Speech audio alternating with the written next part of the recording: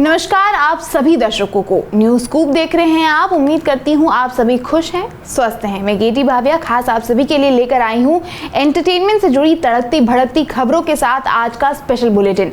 आइए मेरे साथ देखते हैं क्या है खास। ऐश्वर्या राय और अभिषेक बच्चन तलाक की अफवाहों के चलते लगातार चर्चा का विषय बने हुए हैं, ये तो हम सब जानते हैं। इसमें कुछ नई बात नहीं है। बच्चन परिवार का कोई भी सदस्य इसकी पुष्टि नहीं कर रहा था, लेकिन अब इतने लंबे समय के बाद फाइनली अब इसका कारण सामने आ गया है।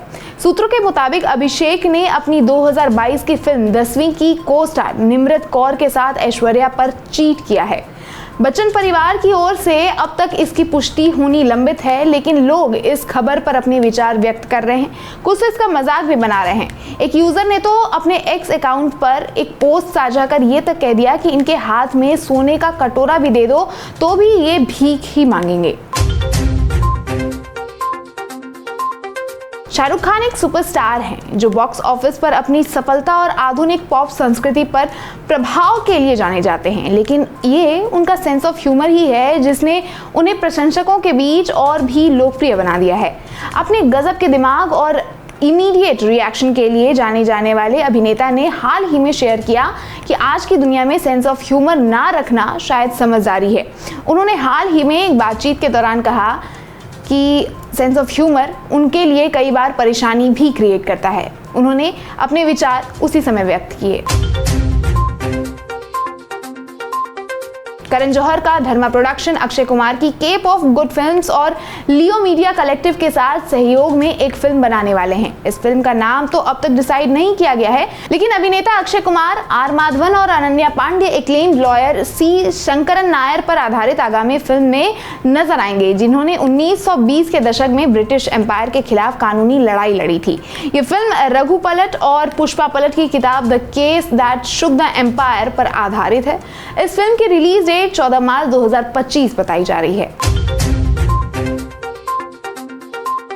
क्या लॉरेंस बिश्नोई मुंबई का डॉन बनने के लिए बॉलीवुड एक्टर सलमान खान को जानबूझकर निशाना बना रहे हैं? क्या बिश्नोई एनसीपी नेता बाबा सिद्दीकी की हत्या कर बॉलीवुड में धाक जमाने की कोशिश कर रहे हैं? बिश्नोई को लेकर अब ये सवाल भी कुछ पूछे जा रहे हैं। दरअसल माना जा रहा है कि लॉरेंस बाबा सिद्दीकी के मर्डर से बॉलीवुड और बिल्डर लॉबी में अपनी धाक जमाने की कोशिश कर रहे हैं। इससे पहले सलमान खान और उनके पिता सलीम खान को धमकी देना, फिर सलमान के घर पर फायरिंग करवाना भी इसी कोशिश का हिस्सा है। उसके काम करने का तरीका अंडरवर्ल्ड डॉन दाऊद इब्राहिम की तरह माना जा रहा है।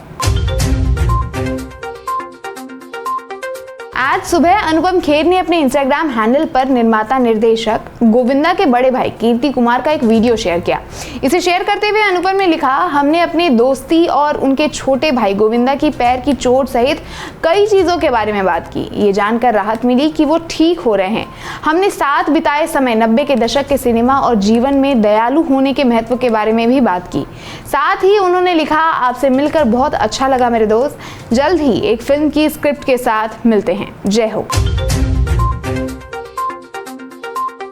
अरशद वारसी ने अपने अगले प्रोजेक्ट के बारे में जानकारी शेयर की, जो धमाल और गोलमाल सीरीज की अगली किश्त होगी। उन्होंने कहा, गोलमाल के बारे में मुझे पक्का पता नहीं है, लेकिन धमाल जरूर हो रही है।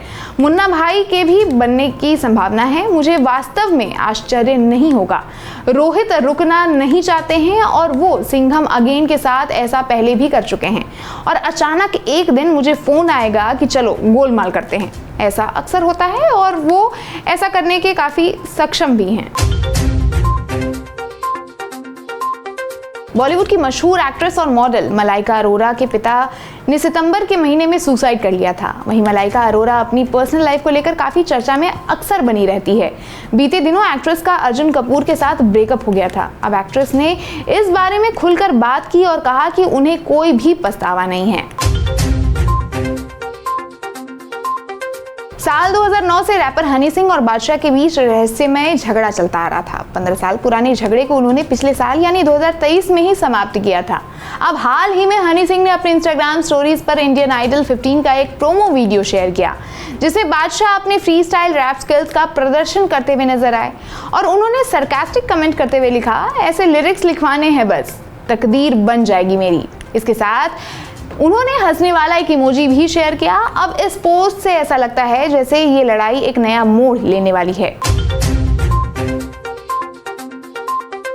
कौन बनेगा करोड़पति दर्शकों द्वारा पसंद किए जाने वाला सबसे पॉपुलर शो है। वहीं अभी एक एपिसोड में कौन बनेगा करोड़पति की हॉट सीट पर कार्तिक आर्यन और विद्या बालन अपनी नई फिल्म भूल भुलैया 3 प्रमोट करने आए थे।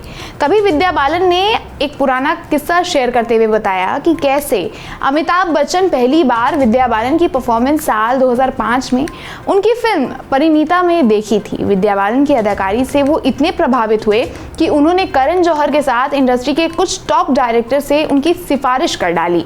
अमिताभ ने कहा, मैंने तुम्हें पहली बार परिणीता की स्क्रीनिंग के दौरान देखा था। मैं कुछ बड़े लोगों के साथ बैठा था और करण जौहर उसमें से एक थे। मैंने उनसे कहा, इस लड़की को जल्दी से साइन करो, ये बहुत बड़ी कलाकार बन गई है। भारतीय टेलीविजन पर मोस्ट अवेटेड वापसी के रूप में लोकप्रिय सीरियल फौजी, जिसने 1989 में शाहरुख खान को पहली बार सामने लाया था, उसे फौजी 2 के रूप में पुनः प्रस्तुत किया जा रहा है। फिल्म निर्माता संदीप सिंह ने इस क्लासिक शो में नई जान फूंकने के लिए राष्ट्रीय प्रसारक दूरदर्शन के साथ हाथ मिलाया है। संदीप सिंह ने अपनी टीम द्वारा साझा की गई एक प्रेस रिलीज में अपनी खुशी व्यक्त करते हुए कहा, हम टेलीविजन पर अब तक देखे गए सबसे बेहतरीन शो में से एक को वापस ला रहे हैं, लेकिन एक नए और एक्साइटिंग वर्जन में। इस नई सीरीज में बिग बॉस 17 के फेमस अभिनेता विकास जैन को शामिल किया गया है। साथ ही भारत के विभिन्न क्षेत्रों से अपने टैलेंट के आधार पर चुने गए 12 नए अभिनेताओं को दर्शकों के समक्ष प्रस्तुत किया जाएगा। तो दोस्तों, ये कुछ खास खबरें थी जिसके साथ आज का बुलेटिन यहीं समाप्त होता है। मुझे इजाजत दीजिए और ऐसे ही रोमांचक खबरों के लिए जुड़े रहिए न्यूज़ स्कूप के साथ। और अगर अभी तक आपने हमारे चैनल को सब्सक्राइब नहीं किया है तो अभी सब्सक्राइब बटन दबाएं, साथ ही बेल आइकन पर भी जरूर प्रेस कीजिएगा। नमस्कार।